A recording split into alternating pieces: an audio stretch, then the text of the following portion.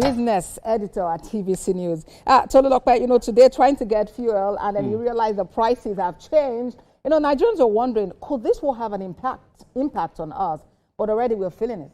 Of course, at least like more than 100 naira difference now from what we got it yesterday as in buying fuel and what it is today. A lot of implications, of course, that has, because you know that PMS remains the engine room of almost every business in Nigeria. Movement, food prices, and all of that. But we'll get more in the next conversation. As even the Center for the Promotion of Private Enterprises has raised concerns over the potential impact of escalating tensions between Iran and the United States and Israel and Nigeria's economy, particularly in relation to crude oil exports, foreign exchange earnings. In a statement, the CPP Chief Executive Officer, Dr. Muda Yusuf, highlighted that the conflict has injected a new wave of geopolitical risk into the global economy, with energy markets being the first affected. He emphasized the strategic importance of the Strait of Hormuz, through which roughly 20% of global crude oil is transported daily.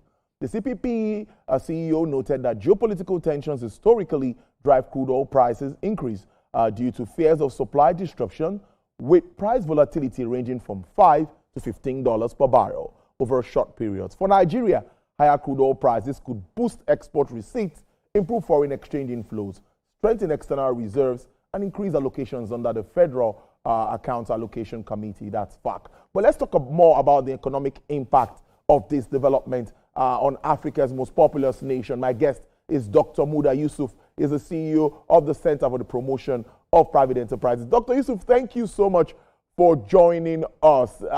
Just like myself and my colleague discussed in the studio, we already see at the pumps that the price of PMS has been impacted almost immediately after this development. Now, tell us more about what we should expect Nigerians, particularly with regards to hiking the price of fuel, hiking the price of crude, what it means for us.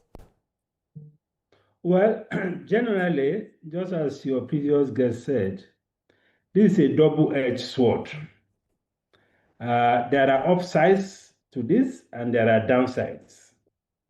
The downside is, of course, what we are beginning to witness, which is the inflationary effect of what is happening.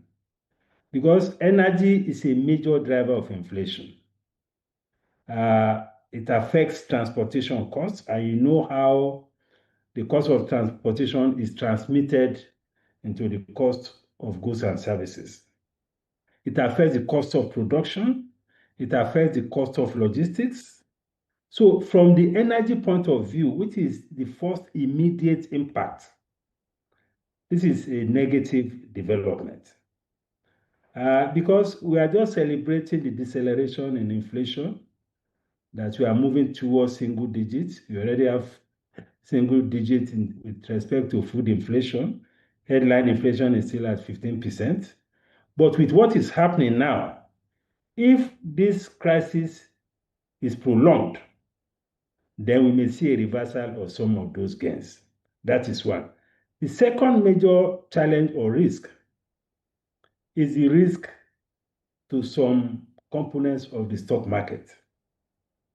Because the stock market is driven significantly in part by portfolio flows. If this challenge persists, there may be concerns about global risk.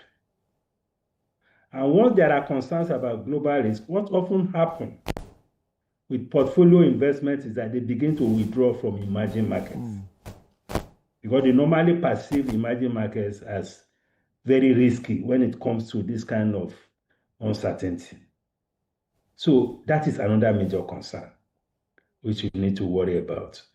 Then, of course, we have also the risk with respect to exchange rate. For the exchange rate, there are two ways of looking at it. If you have more revenue as a result of high crude oil prices, that is good for the exchange rate because you earn more foreign exchange earnings.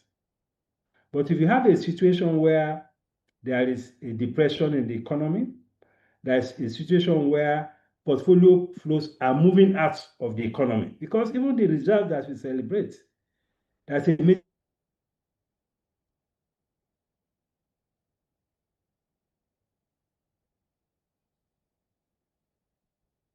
All right.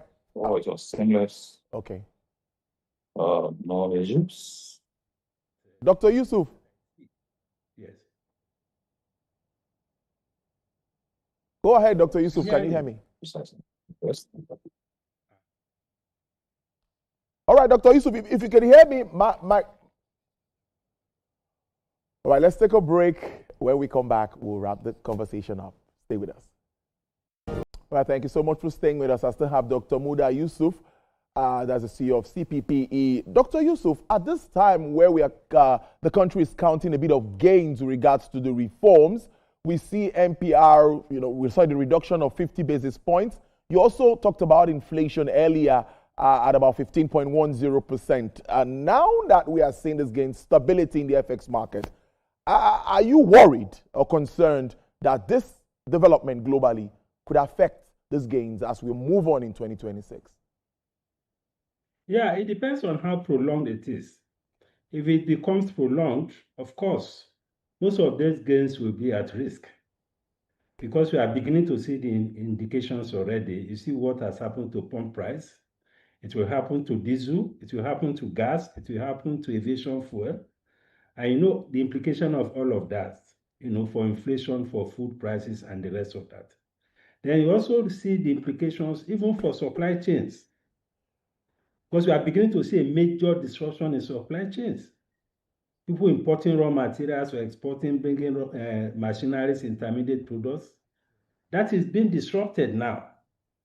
I got reports in the port that some shipping lines have suspended operations. They are no longer moving anything out of the country or going to bring something into the country. Right. So this supply chain effect can also be inflationary because it will affect the supply side of the economy. All right. So we pray that it doesn't get prolonged, but if it gets prolonged, these are some of the risks that the economy will face. Dr. Muda Yusuf, I must thank you so much for your time. CEO, Center for the Promotion of Private Enterprises. Do enjoy your evening. Thank you very much. Thank you.